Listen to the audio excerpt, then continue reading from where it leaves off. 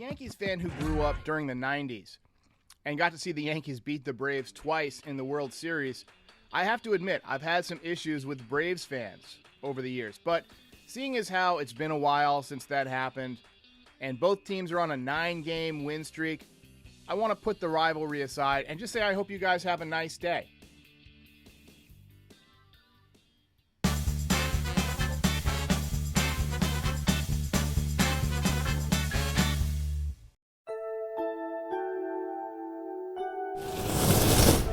How's it going, everybody? It's been a couple of days. The Yankees are streaking. They've won 9 in a row. They have left the soggy New York City and are headed to hot Atlanta to take on the red-hot Atlanta Braves. I'll have more on that in a few minutes. But first, I wanted to kind of recap Saturday's action because we didn't do a recap. Gerrit Cole had another outstanding outing. So far this season, he leads the Yankees with 4.9 wins above replacement or WAR. In 142 innings, he's got 191 strikeouts. That's 12.1 strikeouts per 9. He's got a 12-6 record with a 2.92 ERA, and he is definitely making a case for Cy Young. He has allowed just 18 home runs and just 30 walks, so that's 1.9 walks per 9 and 1.1 home runs per 9 to go along with just 6.8 hits per 9. His fielding independent pitching is 2.78, and his ERA plus is 48% above league average at 148. He's been outstanding. He's been everything that the Yankees could have hoped for when they signed him, and I think he's going to make a run at the Cy Young this year. But as we know, with the Yankees, it's not only about what you do during the regular season. He's done a nice job in the postseason, but this year, if the Yankees get to the postseason, he's got a chance to pitch in front of the home crowds and lead the team to the World Series. We're going to be riding him hard, and I hope that over the next few weeks he can pitch well, but that he saves his best stuff for October. Saturday was also another good day for Luke Voit. He had 2 hits. In the 13 games since he's come back from the IL, he is batting .320 with a .370 on-base percentage. He's got a .990 OPS, 4 home runs, 17 ribbies, and the Yankees are going to have a tough decision to make because there's no DH in Atlanta, so they're going to have to choose between Luke Voit and Anthony Rizzo over the next 2 nights. If you sit Luke Voit tonight, you risk him cooling off because he had Sunday off. And if you sit Anthony Rizzo, you risk disrupting him because he has not been in a great rhythm since he's come back from the COVID IL. So that's something to watch.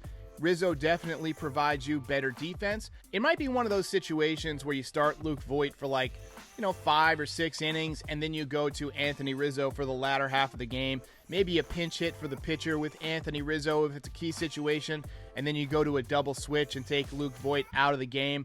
I think that's something that's very plausible. The Yankees have faced this decision in Atlanta before. You guys might remember the 96 World Series. The Yankees had traded for Cecil Fielder halfway through the 96 season, and then they also had Tino Martinez, who was playing his first season with the Yankees. Tino was struggling in the postseason, and Cecil Fielder was playing pretty well. So Cecil Fielder, who had been the DH, actually shifted over to first base in Atlanta, and Tino sat the bench. And that's just the way it goes sometimes. Next year, we won't probably have this problem because there's probably going to be a DH in the National League, according to Rob Manfred. But this year, the Yankees will face this situation, and it's something that is going to be a tough decision for them. I'll tell you what, it really helps that Giancarlo Stanton can play the outfield now. Since he shifted over to playing more outfield, he's been phenomenal. He's batting .301 over his last 22 games. He's got a .420 on-base percentage, a .941 OPS, a .346 average on balls put in play. That's because he hits the ball so hard. 4 home runs, 15 RBIs, and 4 doubles. He just looks so much more comfortable when he's playing the entire game. And surprise, he's staying healthy.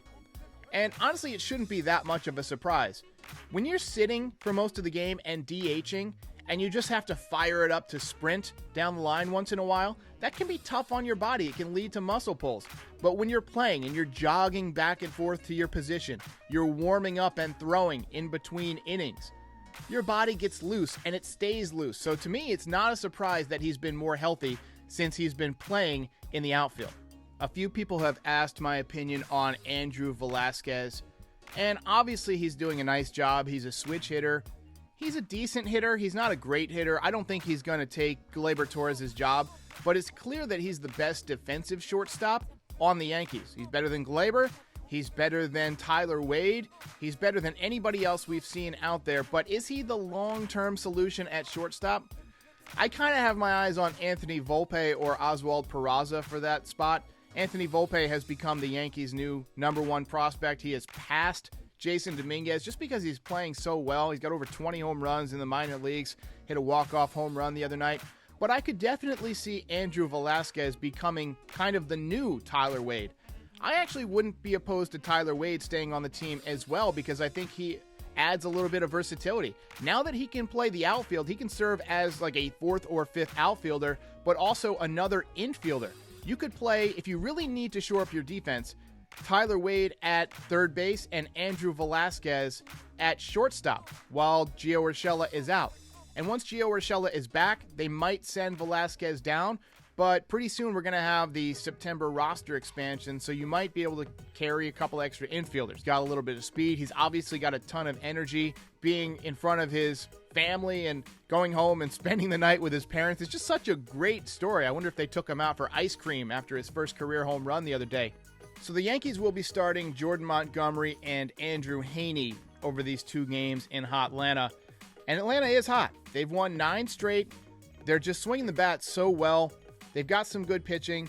The guy who scares me the most is Freddie Freeman. He's batting .299 with 27 home runs and 70 ribbies, a .912 OPS. Ozzie Albies is doing a nice job. He's got 22 home runs and 84 RBIs, a switch hitter. Dansby Swanson, former #1 pick, has got 24 home runs and 74 ribbies. Austin Riley, their third baseman, 24 years old. He is a stud. He's got a .904 OPS, 27 home runs, 76 RBIs.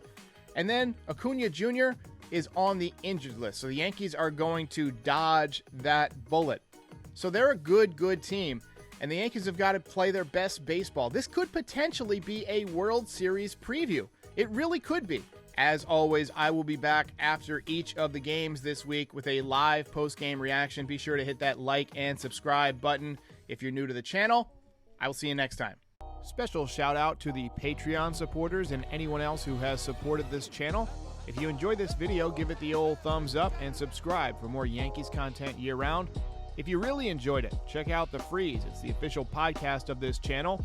Or pick up some swag from the Teespring store, link in the description. Thanks for watching.